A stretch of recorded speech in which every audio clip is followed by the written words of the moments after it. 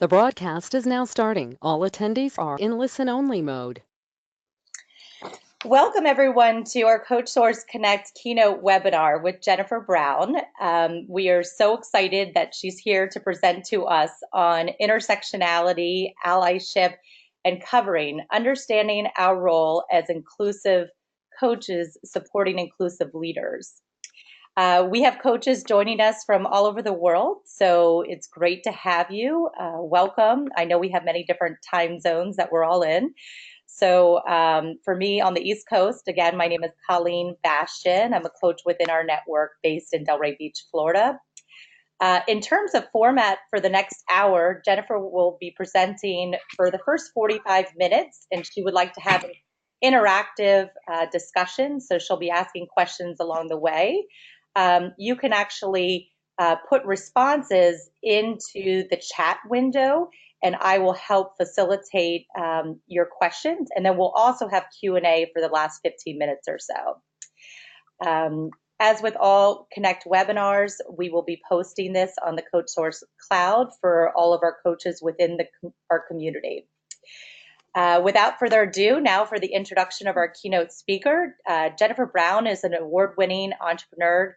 She's a very dynamic speaker. I've had the pleasure of seeing her speak and meeting Jennifer before, and a diversity and inclusion expert. She is a founder, president, and CEO of Jennifer Brown Consulting, which is a strategic leadership and diversity consulting firm that coaches business leaders worldwide on critical issues of talent and workplace strategy. Jennifer is a passionate advocate for social equality who helps businesses foster healthier, more productive workplace cultures. So enough of sharing about that. I'd like to introduce our speaker, Jennifer, to you. Jennifer, I'll let you go ahead and get things kicked off.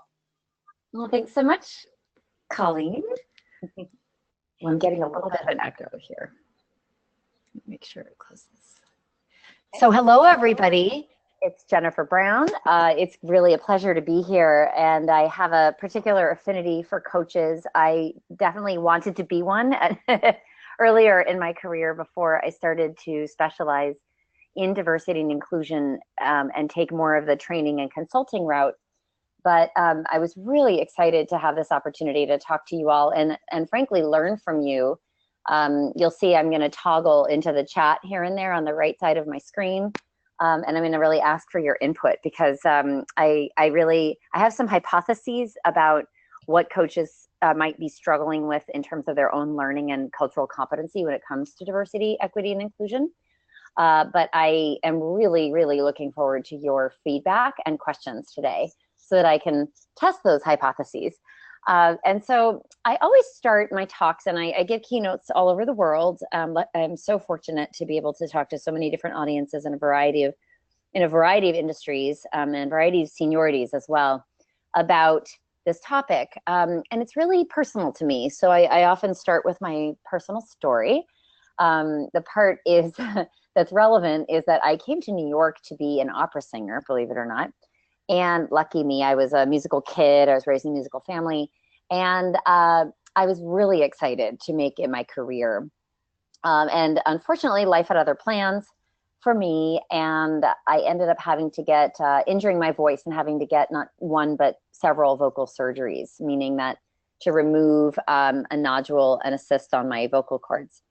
So in the recovery, you have to be completely silent for several weeks. And then the speech therapist says, you can make a sound now. And then all that comes out is a tiny high-pitched squeak.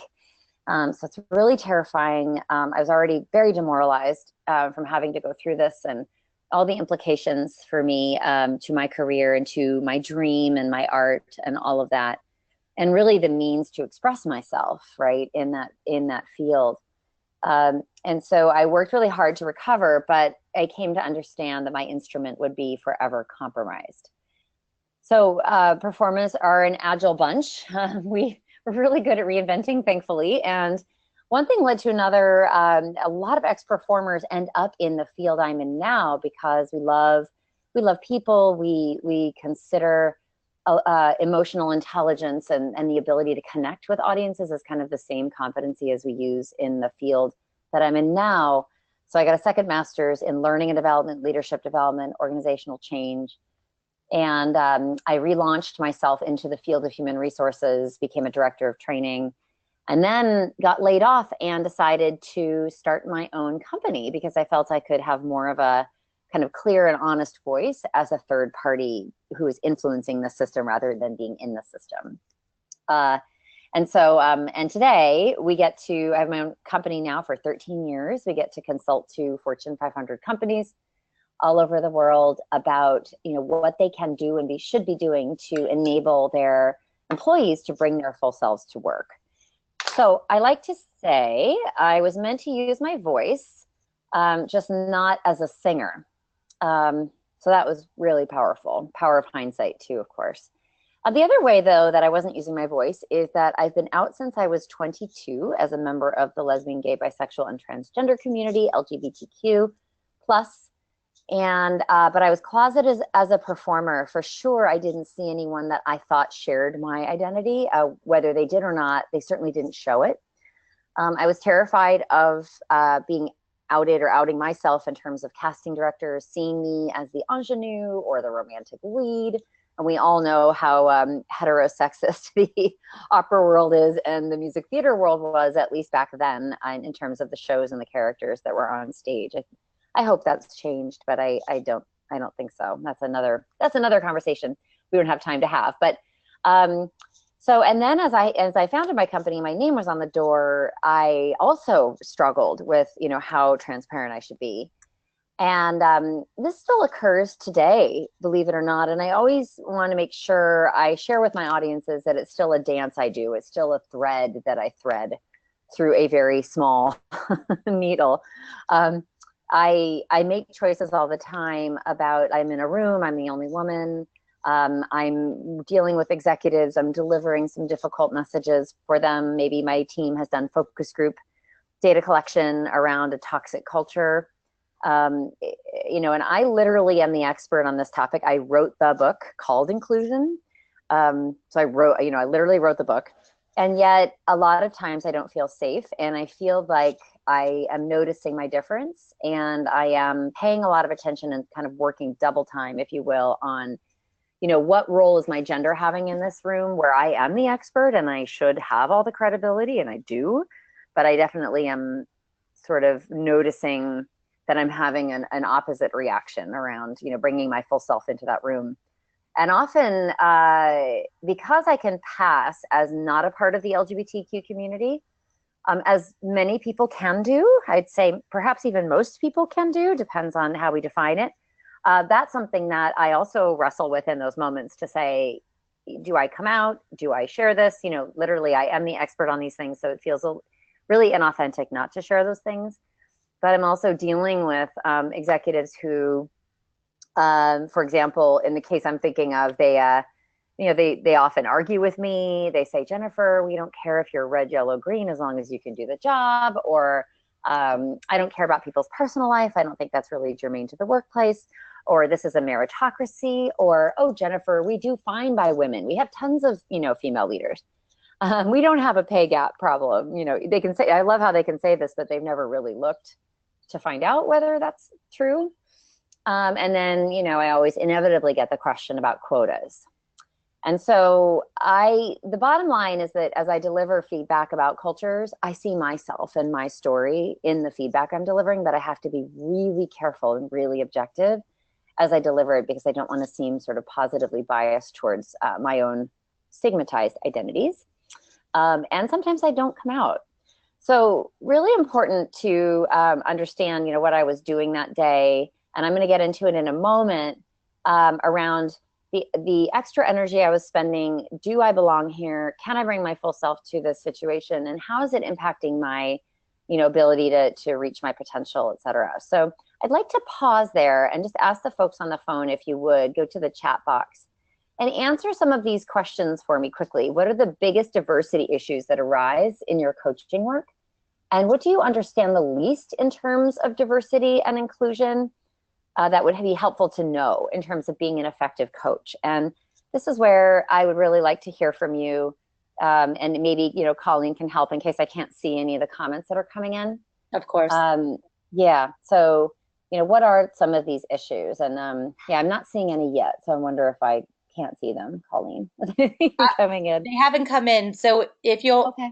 if you'll please just put in the chat window, and you can just do to all of the entire audience so we can see, and That'd be we great. can go from there. Yeah. I I mean, am I guess like I can riff a bit while they come in. Again, back to my hypothesis that perhaps you don't share the identity of some of the coachees or one coachee in particular Yep. that you're working with. Perhaps you are self-conscious about raising the issue of diversity with a coachee, not wanting to tokenize them or call out something that you're not quite sure how to bring it up, right? But you suspect that it may be playing a role in somebody's challenges in the workplace in terms of advancement and success and bringing their full selves to work. And so, it's hard to know kind of where to start the conversation. It's also hard to know how to indicate your allyship, meaning, you're someone who, already you're trusted because you're an executive coach for people. So they really want to, I would hope you have a sort of deep trust of sharing with some relationships, but that's built over time. Sometimes you don't have a lot of time with people. And so how do you indicate, hey, I've thought about these things. I have some knowledge. I've done some work myself on understanding the experience of different identities. And by the way, you may have some sort of more intersectionality dynamics, which we'll get to a little bit later, which is intersectionality is the confluence of multiple stigmatized identities that might be interacting in one person. So for particularly women of color, the question might be is, what do I think my challenge today, or walking into that room, like, how do people see me? Do they perceive my gender first? Do they perceive my color, my ethnicity first?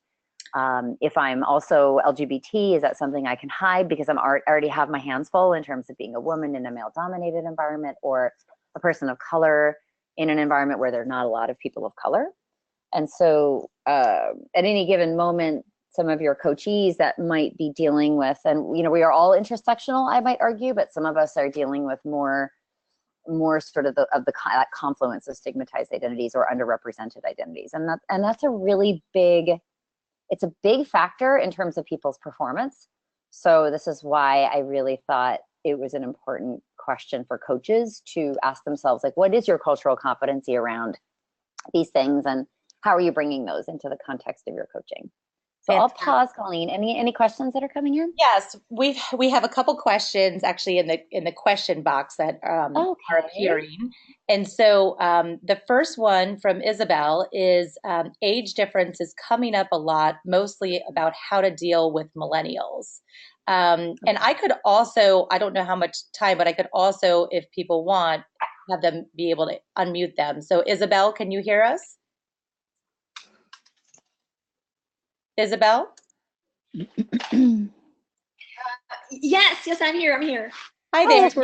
I just unmuted you, so you can go ahead and add a little bit more color to your question. So feel free to share your question a bit more. Well, how to say that? I mean, most of the time we don't. I'm working in Europe mostly, and most of the time we don't talk about diversity. It's just, coming up like this and just around the corner. And at a certain point, so the person is talking about the different people they're working with, and they realize that they have an age difference.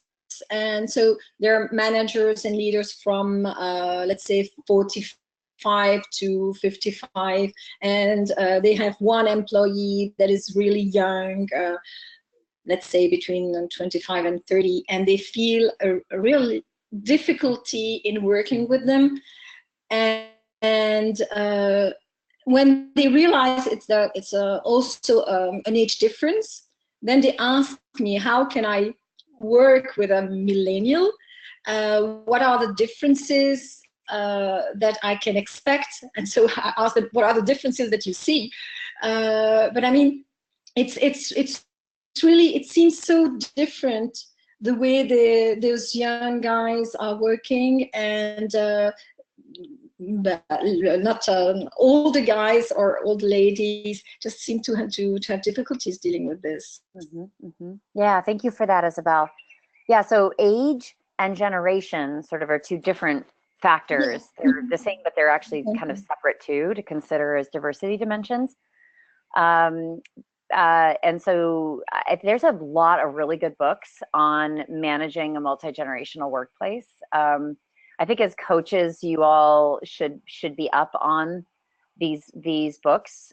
Whether I'm looking it up on Amazon, one of my friends actually wrote one. Valerie Grubb wrote "Clash of the Generations: Managing the New Workplace Reality." So we won't have time to do a deep dive on generational differences, but you know, in a nutshell, without going down too much of a road, you know, the younger generations, particularly, so millennial Gen Y is 36 years old and younger right now. So you could think of them as 22 to 37 or so.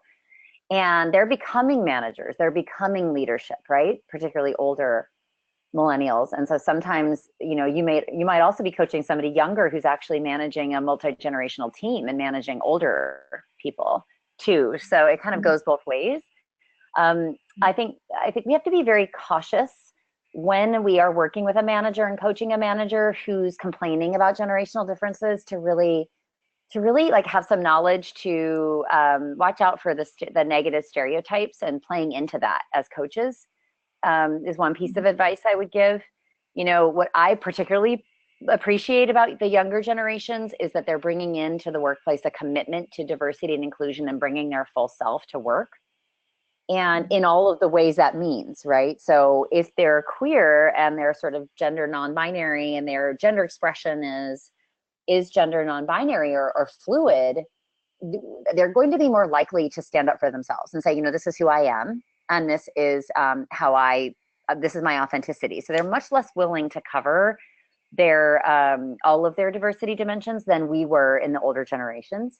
And actually, their commitment around the values alignment that they expect to see with their employer is really strong. Their commitment to diversity is really strong. Like literally, it's for them, it's table stakes.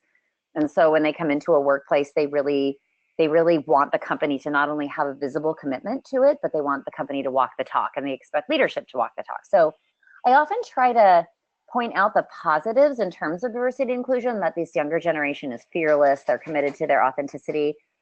And that, of course, for a manager can mean it's sort of a shakeup in terms of how they lead and how they manage. But I personally, you know, they're here to stay. And so my advice with that would be to make sure you arm yourself as a coach with the acumen around the different generations and how to manage them. And I think that we need to kind of move our manager friends and coachees towards a place of thinking about, well, what, you know, where do we need to shake things up? You know, what could I welcome and celebrate about what this person brings to the team? Like, how might I enlist their purpose? Purpose is such an important driver for that generation in particular. How can I connect them into something meaningful? They're going to have different expectations of the workplace. And I think, honestly, my opinion is that's a real challenge for managers. And if they take it on, I think they will become better leaders. But I would imagine that, Isabel, maybe the reason you're asking is sort of somebody's kind of stuck in all the things that they don't do in the same way that other generations have. Exactly. Right? And I think if you've got managers who are like, I just want it to stay the way it's always been, like, why can't I just lead the way I've always led? I mean, I hate to say it, but you know, the world is really changing. We're all very uncomfortable, you know, and if you're not uncomfortable on a regular basis as a leader, you're probably not leading, you're probably not growing. So I would I would give them a big reading list. I'd tell them to, you know, read everything and become an expert on generational diversity, and really be open to, you know, what they need to revisit in terms of how they were chosen to lead, how they were shown to lead, who they pattern themselves after, and really like say, you know what, it's a different age. You know, they're not going to just become like everybody else. Once that we always say, oh, they're going to have kids and get a mortgage and become like us. You know, I don't think that's true. I think the younger generations were formed, they came of age at a different time, they were told different things. They're, and I personally, from a diversity perspective, they're the most diverse generation. They're the most ethnically diverse. They're the most open about their identity. And they're really committed to being seen and heard in the workplace. And I think that that actually is going to really shift the workplace in good ways, and also going to sort of prompt some difficult conversations and change amongst the older generation. So that might be a little Pollyanna of me, but that's a quick answer. Quick answer for you. That's great. Thank you very much, Jennifer. Yeah, sure, Isabel. Thank you.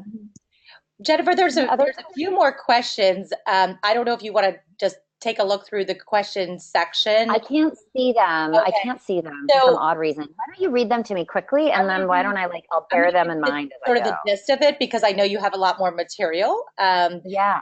So one question is around how to deal with comments that can be seen as assertive when expressed by a dominant group, or as angry when expressed by, let's say, a person of color, when coaching the person of color. There's another question around, I coach leaders who are identified as abrasive or bullies. There's no excuse for this behavior, how to work with those folks. And then another one that came through is one of the biggest issues that she sees is a lack of diversity actually in the coaching profession. Oh, for sure. So, yeah. Okay. Yeah. Thank you for that. Oh, those are really good. Okay. Let me keep going. Yep. This is great. Please continue, everybody, to send your questions in, and maybe we can do like a post, Colleen. We can record a little, just an audio recording to answer some of the questions we may not have time to get to today, but I'll try to bury these. Fantastic. Thank you so much. For sure. Okay. So let me just show you all a bit of what I present on. Back to my story of managing myself in the room, my authenticity, bringing my full self to work. FDR, our president in the US, in World War II time, had polio as a child, was in a wheelchair as an adult. And believe it or not, that's what wheelchairs used to look like behind him in this picture. But he had an agreement with the press that he would never be photographed with the wheelchair visible. So everybody knew he had a stigmatized identity, but he was very skilled at downplaying it. And I felt like that's what I was doing in the room that day. I was trying to downplay my gender. I was trying to kind of shoot for this like objective middle. I was trying to be very like, unbiased towards my own experience. And, it's a lot of work, and it's very actually diminishing to our sense of self. And so I call it the tax we all pay on being different. Like when you're aware of that and you're carrying that around, a lot of people describe it as a burden, particularly when you look around and you're underrepresented. So this covering research from Uncovering Talent by Deloitte, and Colleen, you may want to look that up and maybe put it into the chat if you'd like. It's called Uncovering Talent. It's a Deloitte report, but that's the source material for this, and it's also at the bottom of my slide. So how do we cover, and who covers the most? When they did this work, 61% of the respondents reported managing or changing or modifying an aspect around their appearance, affiliation, advocacy, or association. And this really was intriguing to me because we often talk about, well, gosh, I heard this comment, or we sort of externalize bias and it comes to us. But this report and this concept named something that I was doing myself. I was playing smaller. I wasn't bringing my full self. And frankly, when I choose not to come out or play it safe, I also miss out on the opportunity to really change hearts and minds about what a leader looks like, what an executive woman looks like, right? What an LGBT person looks like. And so this actually, it hurts us, and it doesn't change the organizations and the environment in which we find ourselves. But it's so understandable because there's still so much stigma around who we are. So those who are less represented in the workplace report covering more than the average, which is really important. So for this study, African Americans are at 79%, LGBT people obviously are really high, and 66% of women. And the study, also I love it because it gives so much more context beyond ethnicity, gender, sexual orientation. It can be anything that's non-traditional about your family. It can be, asking people to call you a different name because you want to make them comfortable, even though it's not your name. It can be not talking about religion or politics at work, which is a big issue these days, as all of you probably know. And then sort of minimizing your accent, and therefore sort of being assumed you don't have quote unquote executive presence. So, you know, it's kind of a minefield to be underrepresented in most workplaces. People hear things, they overhear things, all of which kind of comes together to make you feel like, do I belong here? Can I thrive here? Can I build a career here? And it really, really, in my opinion, leads to retention problems that, you know, we're seeing because, you know, you probably have leaders you're coaching who sort of are on the edge in terms of, you know, not really, just really wondering whether they have like a long-term opportunity at the company they're at, particularly if all of this behavior kind of goes unchecked. So how do women cover? You know, women still struggle with appearance questions and choices, hair, formality of dress, you know, whether it's too feminine and you're conforming to a masculine culture, or, you know, it's things, those things go through a lot of people's minds because we're sort of trying to manage fitting in and assimilating and afraid sort of instinctively that if we bring how we're most comfortable so that we can do our best work and we're the most relaxed, it's not really going to be accepted. Affiliation-based covering for women, maybe I don't want to be associated with sort of the whole conversation around taking leave and parenting, and what if that impacts what I'm chosen for in terms of assignments? So, you know, I keep quiet. Advocacy-based covering is not making gender an issue or whatever identity, fill in the blank, even if it might be present. I'm not the one that challenges jokes or comments because I don't want to be the squeaky wheel. So I just stay quiet. And association-based covering, these are just examples, but there's many more in the report. You know, you don't want to be seen as like the woman with an entirely female team because maybe, you know, then it's said, well, she only hires other women, or she only hires men, or, you know, gay manager has some gay people on their team and they're all of a sudden like faulted for, you know, just hiring gay people. So literally sometimes we make decisions to not be associated with our groups because we want to make sure that can never be said about us, right? That we're sort of showing favoritism. For women of color, this is so important. When we talk about intersectionality, like I mentioned earlier, it's that confluence of identities, and women of color have a rather different experience than white women, and different ethnicities amongst white women. I mean, women of color have different experiences too. I've just chosen Black women for this today because our time is short, but there are different dynamics afoot for Hispanic women, Asian women, certainly. Appearance could be choices about hair. I know, you know, women of color, Black women, and also Latina women will, you know, watch how senior women of their identity wear their hair and sort of take that as gospel in terms of, you know, I can't bring my, you know, natural curly hair to work because I'm going to get the feedback that I'm not professional, right? Which is, you know, when you've been around the block enough, you know that that's kind of code for, you know, your hair is too expressive and I'm not comfortable with it, right? But, you know, and this is a real problem in my mind. I mean, I find it really offensive. And so, but if you're already managing multiple ways in which you're underrepresented, of course, you're going to try to say to yourself, well, you know, how bold am I feeling today? You know, how much do I want to shake things up? And a lot of times, some of our personalities are not the kind of personalities where we're comfortable shaking things up, right? We are relying on a job and we don't have that kind of freedom. Affiliation-based covering for women of color or people of color might be to distance themselves from conversations about public figures of their identity. They may relate to advocacy-based covering, meaning, you know, I sort of don't want to be too vocal about issues faced by Black talent in our company. So I'm not going to join the employee resource group, the affinity group. I don't want to maybe be seen or associated around too many people like me. And this research is not that old, so I hate to say it, but enough people reported doing this, and I know anecdotally that it is really very real. For LGBT employees, we are masters of covering. 50% of us are closeted in the workplace, so 50%. That's last year's data. So we are absolutely navigating kind of, you know, showing a certain version of ourselves at work, from not having pictures in our office of our loved ones to not speaking up with jokes, to flying solo at events and, you know, kind of not talking about it. So it's interesting.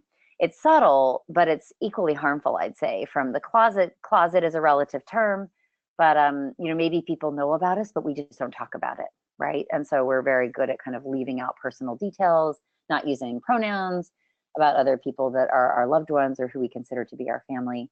And this is just really painful, as you can imagine, because you're making up an entire sort of non-life for your work person, your work self. And 50%. So for you, thinking about your coachees, thinking about who might not feel comfortable being out to you, or maybe they're out to you, but they're not out at work. And this is a real issue. So that's a whole other webinar, but so I know a lot about that. But we also cover other things: age, ability, illness, my politics. I may not use a cane or some sort of other accommodation for disability. I may not talk about my age. I've heard a lot of age-based covering recently, not just from sort of older talent, but also younger talent who are very sort of high potential and have a lot of responsibility. Don't like want their birthday celebrated at the office because they don't want to remind their, you know, multi-generational team that how young they are, right, for the amount of responsibility that they have. Certainly at the other end of the spectrum, there's all sorts of covering behaviors. I don't want to talk about my grandkids because I don't want to remind people that I'm a grandparent, you know. For advocacy-based covering, this is where if you want to be an ally for a community and you have a personal connection, you may not feel comfortable talking about that because you're sort of, you know, associated with the stigma. And, you know, in terms of caregiving and illness, I'm hearing a lot about, you know, depression, anxiety, real struggles with addiction in either, you know, an individual or in their family. These things are really not vocalized and they aren't understood. Mental health issues are definitely not understood by my clients. So it's a kind of a new frontier for us to really broaden the definition of diversity to say, like, what are we, you know, when we say bring your full self to work, you know, what are all those things that people may not be bringing, and, you know, how can we build the kind of culture where people are would trust us enough? And I'll tell you, the LGBT community and the disabilities community, and even veterans as well, you know, a lot of us can hide. If we have an invisible disability, if we are a veteran and we don't want to talk about it because it triggers stereotypes for others, you know, we will choose sometimes to leave that out of the picture. And so in your coaching relationships, my advice is, you know, what we want to do is support leaders who are spending a lot of energy that could be going towards their performance, towards covering instead, you know, towards managing perhaps multiple stigmatized identities. Perhaps they're in a workplace that doesn't talk about this. Perhaps they're hearing things all day long that make them feel that it wouldn't be welcome if they were to bring their full self to work. And I think this is really important to inquire about, to be curious about, to hold this space for people to share these sorts of things. Because even just being able to talk about it in a safe space really, I think, lets the air out of the balloon, and maybe allows them to look at it more critically and say, are my choices to cover my identity, or, you know, sort of leave much of myself at the door on Monday morning, is that really serving me? Because I like to appeal to people's, you know, want for legacy. You know, even if you're uncomfortable bringing your full self to work, maybe people can get motivated around, like, I want others to see me in all of who I am because they're struggling to see themselves in the workplace. And I kind of like that argument. It works for me because, I mean, sometimes I'm uncomfortable talking about who I am, but then I think about the next generation, and that kind of settles it for me. It's very important for them to see me.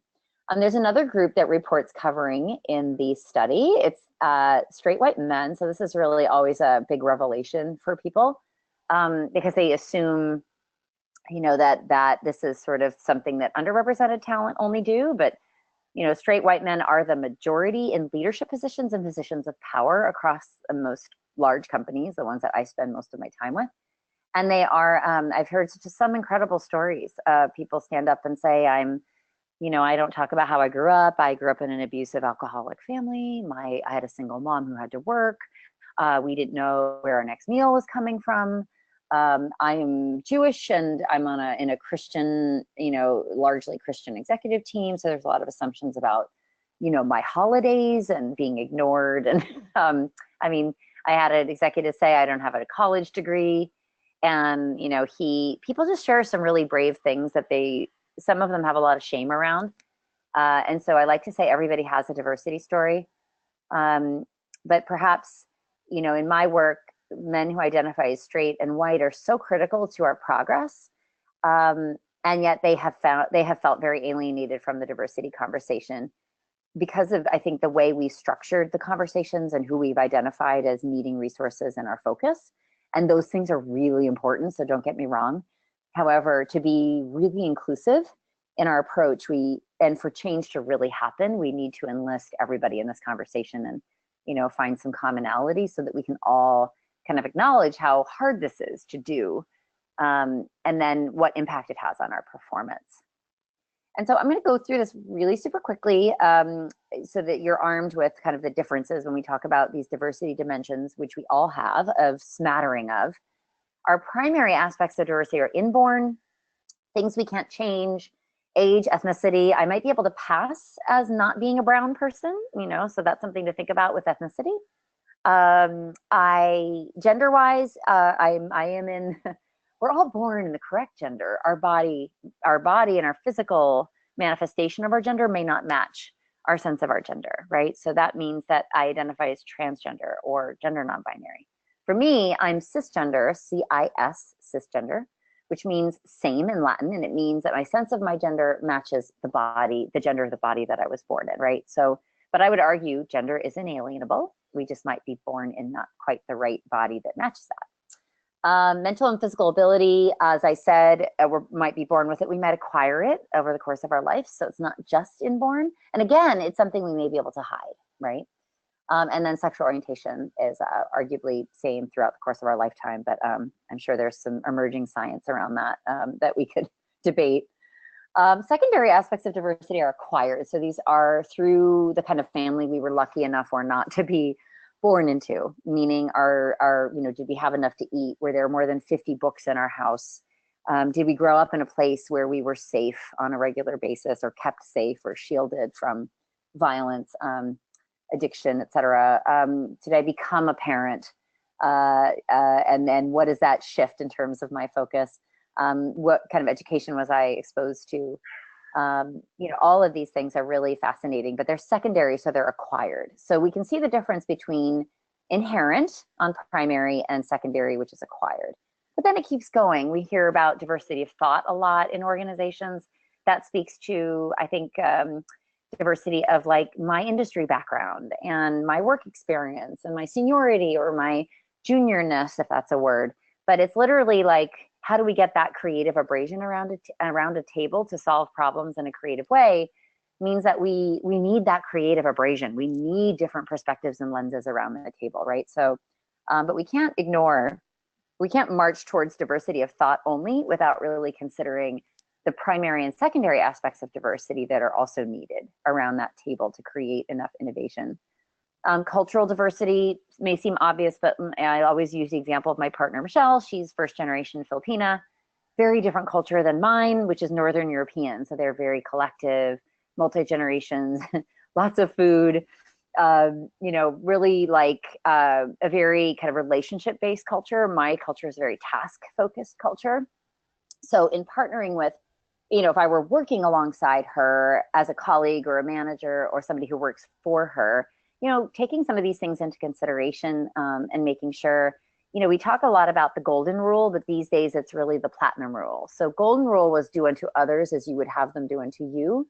The thinking now in organizations, of course, and leadership in general should be, do unto others as they would have you do unto them, meaning the whole act of diversity and inclusion is getting out of your own cultural lens and really trying to see something through somebody else's lens that probably you didn't share, as your own diversity path, and thinking about how does this person define feeling welcomed and heard? How does this person define this? And then that's really incumbent on managers in particular, but colleagues can do this too. You don't just need to have like seniority to really, make a difference to somebody in showing solidarity and being inclusive around them. And then there's, of course, era diversity. So, this gets to the generational differences. It gets to what shaped us in our formative years. And those values we were talking about earlier when it comes to millennial Gen Y talent and Generation Z, by the way, coming after them, which is 22 and under today.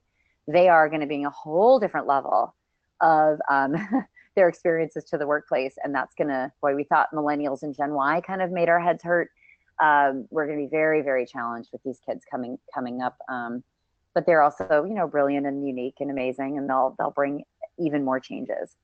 So, so if we have all these diversity dimensions going on, the thing that we do is we set our water line as if we're icebergs, right? We show a sanitized version of ourselves, and then we keep a lot underneath. And so this takes a lot of energy. I often ask leaders, you know, where did you first set your water line? Is it serving you where you're setting this, right? Is your performance hampered or hindered by some things you're keeping under the water line?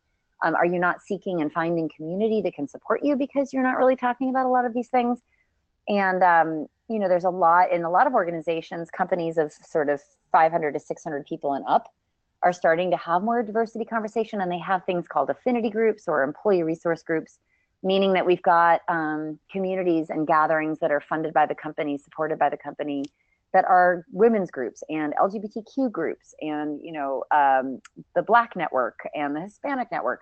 So for some of you and your coachees, they may work for bigger companies that have a pretty big infrastructure relating to a lot of these dimensions where people find community, where they lower their waterline, where they can breathe and relax and be themselves.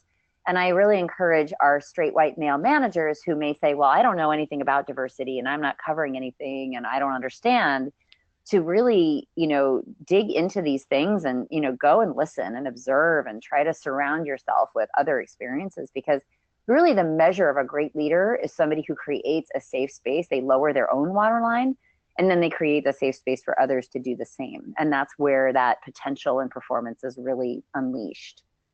And so, you know, intersectionality, I don't know how many of you know this word, but if you have teenage kids, I guarantee if you ask them if they know what it is, they will probably know what it is, because that generation is really comfortable with being multi-everything, right? They're sort of a lot of things.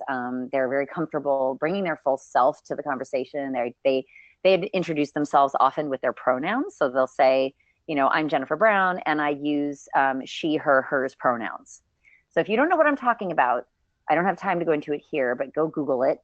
It's a way that we can not assume that the world is cisgender or heterosexual. It's a way to indicate I am an inclusive person and leader and colleague. So, but for me, I'm a white, cisgender, very privileged woman. I grew up, gosh, just with the many, many silver spoons. And so, and the way I talk about my intersectionality is I have stigmatized identities in the LGBT community and as a woman in business, certainly, but I also have identities that give me relative privilege that I can use on others' behalf.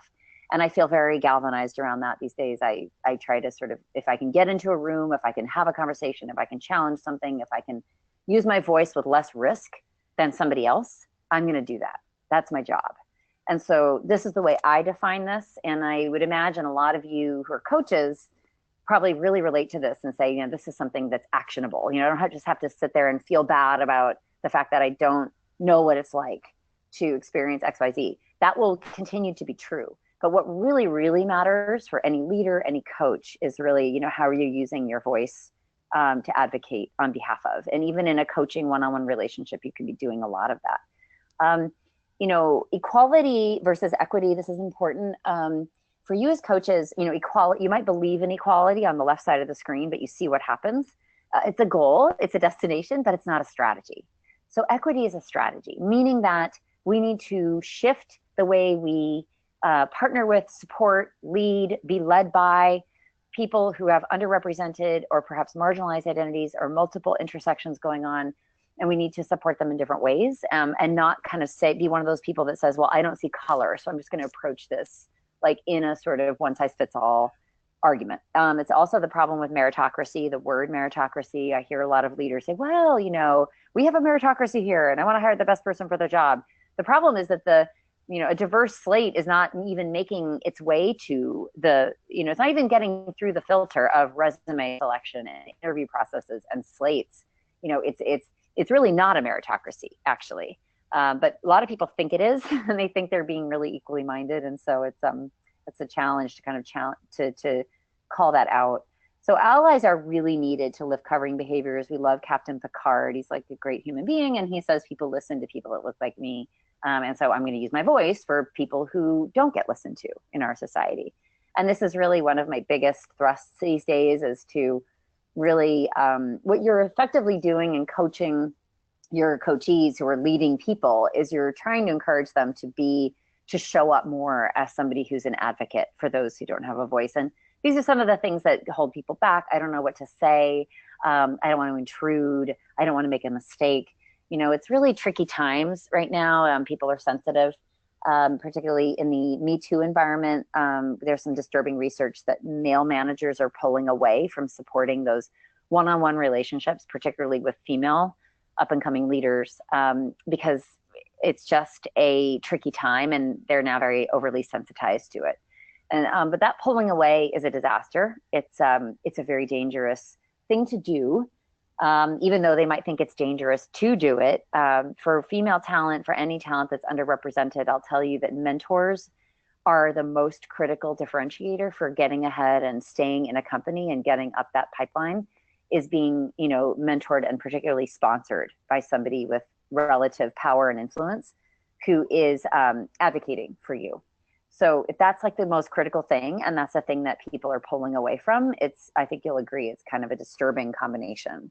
And so we've got to push into that and think about, you know, for all of you, where are you on this ally continuum, you know, in terms of your own development? And I'll wrap this up in a moment and we'll take questions. But you know, you're probably not here because you're attending this webinar, right? You suspect there's a lot you don't know. And you know that you need to learn it. And so, you know, but some of your coachees may really not care about some of this stuff. They just may think it's a chore, something that doesn't have to do with them. And I'm hoping maybe having this journey in mind, you know, the goal is to move people to the very least awareness, which is, you know, gee, I know what I don't know and I'm disturbed by it. I haven't been paying attention. I've overlooked it. I haven't called it out when I've heard it. I thought I was a good person and that's enough. There's a lot of like, oh, I'm well-intended. You know, I hear my other favorite, and, you know, bless people's hearts, but I have a lot of male leaders who'll say, well, I have daughters and, you know, my wife has always worked. And, you know, I'm like, okay, that's great. But that's a good first step. However, to me, it doesn't mean you're actually enacting inclusive leadership and shifting the culture around you. Just because you believe in something doesn't mean that you're acting on it. And what's needed is really action.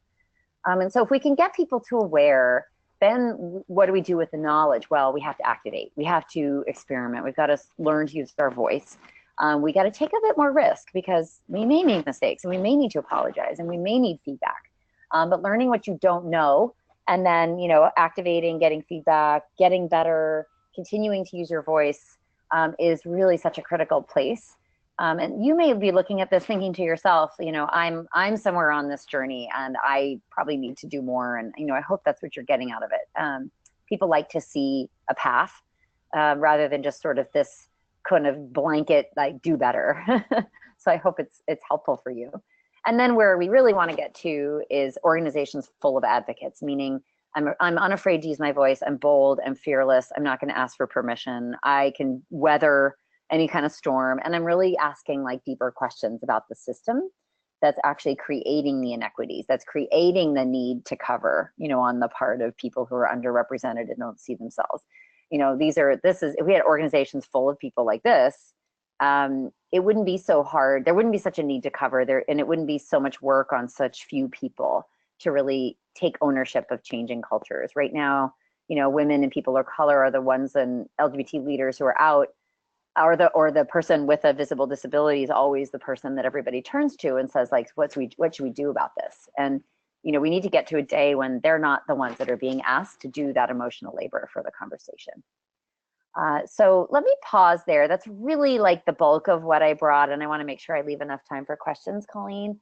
So that was a lot that I just threw at everybody. You know, thanks for hanging in there.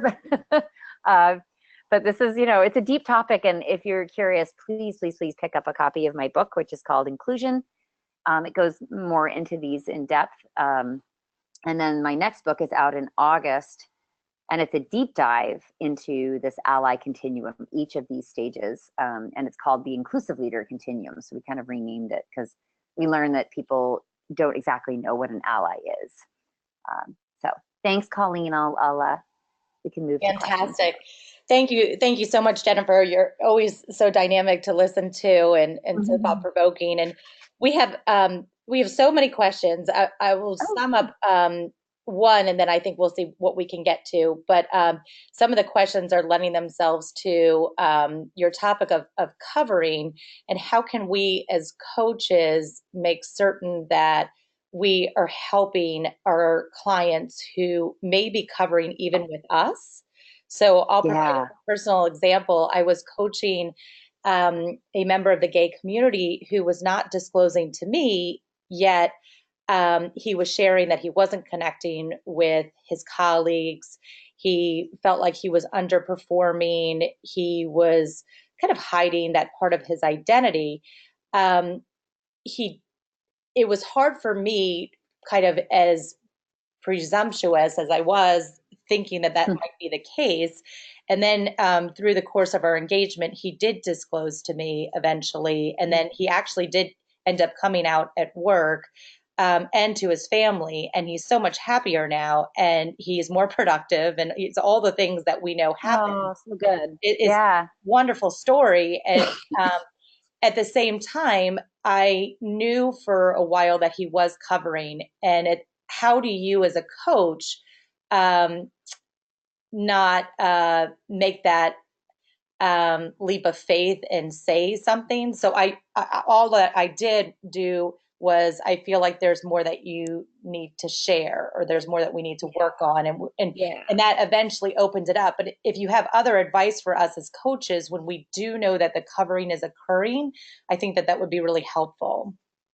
Yeah, I think you need to signal that you are an inclusive space, and that you need to do that across the board, not just for people that you assume are because of what you see, right? That they're struggling with some of these identity dynamics. I would say, as a sort of baseline with each coachee at the beginning of the relationship, that you indicate you are working on your own journey, right, of inclusion, and you are that diversity is important to you, that that is a safe space, and not only that, but it's a really germane point of discussion and work. So you open the door. You might even share your pronouns, as a best practice, and have somebody say, gee, what does that mean? Which you probably will get, actually, on the part of most people. And you'll say, oh, thank you for asking. It's a way that I show my solidarity with the LGBTQ community. It's something that's, more and more people are doing to show that they're allies and that they are a person that can be trusted.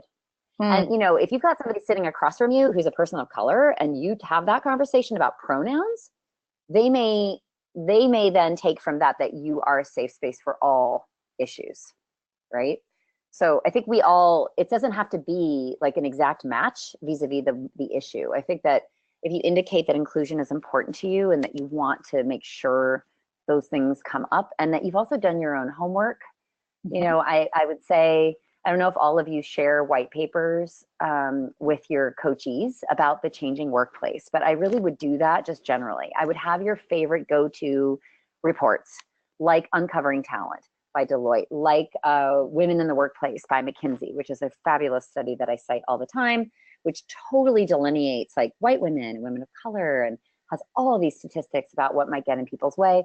And by the way, I would share this with your white straight male coachees too. I mean, they're managing multicultural workforces. Sure. And I think, so don't just tokenize or single out, your coachee who's also a person of color. Remember that this is leadership.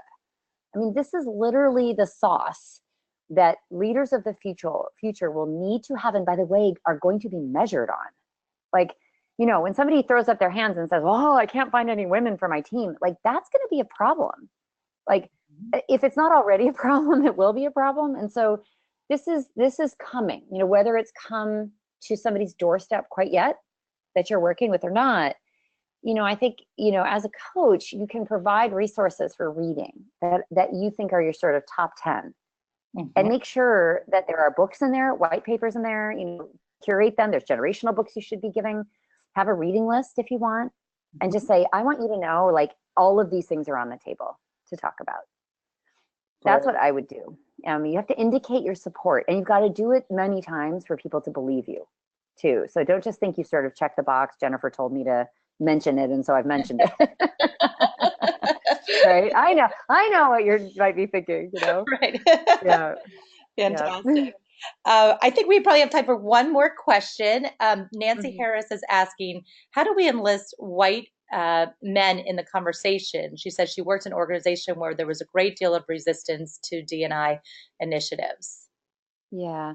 Well, I think opening up a sort of vulnerable share for even, straight white men to share what they might consider to be their diversity story is, they might say, I don't know about that, or I don't have one. Mm-hmm. Um, but sometimes if you encourage it, they'll think about it and they'll come back and say, um, maybe this is something I understand about exclusion. Um, Everybody has experiences of exclusion in their life, and it just looks different, for all of us. So to establish that empathy and to say this actually is a conversation about sort of the human experience. It's not one where you're over here and you're othered and you don't get it. But there's a lot of, unfortunately, and I'm trying to change this, there's a lot of shaming. I hear about my colleagues, some of my competitors walk into rooms and there's straight white men in the room, and they walk right up to that guy and they say, you're not going to get it because you're a straight white guy. And I never speak to people that way. Mm-hmm. And so what you might want to do is just make that space for somebody to share what that feels like, to not be included in that conversation, when really, share their diversity story, at least with you. If you can create that kind of safe space, I think it will help people move through it. And then I think the whole argument around the business case for diversity is so powerful. There's so much research on it. Just Google business case for diversity. You'll see McKinsey and Boston Consulting Group, and you'll see all this data. So if you've got somebody that you're working with that's super data oriented, there's a lot of data around diverse teams are more innovative. Inclusive leaders are more like the leaders that everybody wants to work for, right? Mm-hmm. So you've got to kind of get on the bus, and but making space, maybe show them this ally continuum, maybe have them read, particularly my second book, which is out in August, as I mentioned, How to Be an Inclusive Leader, is especially for those folks, especially. Like, I really, really thought to myself, we need them to be involved, but what's getting in the way of them caring about this, having empathy, thinking about their role as a leader, not just as a human with opinions? Because I do think leadership's different than just what I think as a human, right? I mean, even politically, even religiously. I mean, when you walk in the door and you work for a company, that allegedly is hopefully, and if the company you work for isn't committed to all this too, I mean, that's a bigger problem. And it's going to be harder for you as a coach to try to ignite this. But the argument to attract and retain the best talent to your team, and make sure you get the best performance out of everybody, when those people may be covering various aspects of their identity and they're putting a lot of energy towards that, and they're not bringing their full self, or they're not bringing their discretionary effort to your team, I mean, there's not a manager alive that wouldn't think that's a problem. So it just really is how you present it. It's not the moral argument. That's not going to work with everyone. But the good news is there's tons of data that you can lean on. And again, I would include that in your reeling list. I really would. I would say, this has been studied and quantified. So, let's then have you read that, and then let's talk about how might you, embark on your own journey in the continuum. Where do you think you are? What might you do to learn more? If you're just an apathetic and you're moving to aware, that could be a whole year's worth of work for some people. Sure. Right?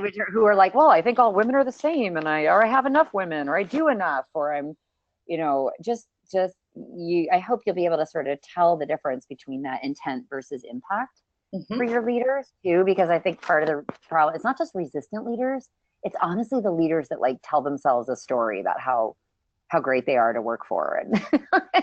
And inclusion doesn't just happen in organizations because of good intentions. It just doesn't, or maybe your progressive politics or whatever.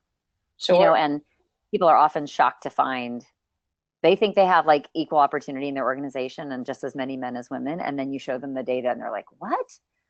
Really? My organization? I have a pay gap? Wow. Like, right? And it's just this it's just a total aha. So, you know, part of your job might be as coach is say, well, how do you know that? Do you know that data? Like, do you have access to that? Have you actually analyzed it? Well, that's interesting. You know, why? So maybe you want to do that. You know, and I know your role as coach is so gentle. You know, you have to kind of ask questions, and you can't really steer people, but it's hard to. This topic requires some steering. Yeah, it certainly does. And I love the combination of data, but also that everybody has an exclusion story. And, you know, Sure. there's different experiences with that, but tapping into the vulnerability, which you model so well in the beginning of our webinar. So thank you so much for doing that. And I know we're at time, and I'd be happy to send the questions over to you because we do have quite a few. So sorry for everyone that didn't get their questions answered, but This was great. so I'd love to do that. good. Yeah. Good. Yeah. Maybe we could even record some kind of podcast around this, because that would be fantastic. we could really take our time and talk about the coach experience. I would love to do that. And we could then take a good 45 minutes, kind of go through everything, and I can give more of this kind of coaching, Colleen. I'd be happy to do that. It's a great idea, actually. Wonderful. Thank you so much, Jennifer. Really appreciate it. And wonderful. Okay. Bye, everybody. Thanks for joining. Sorry we went over a bit. Thanks, everybody. Take care. Bye-bye. Thanks, Colleen. Bye-bye.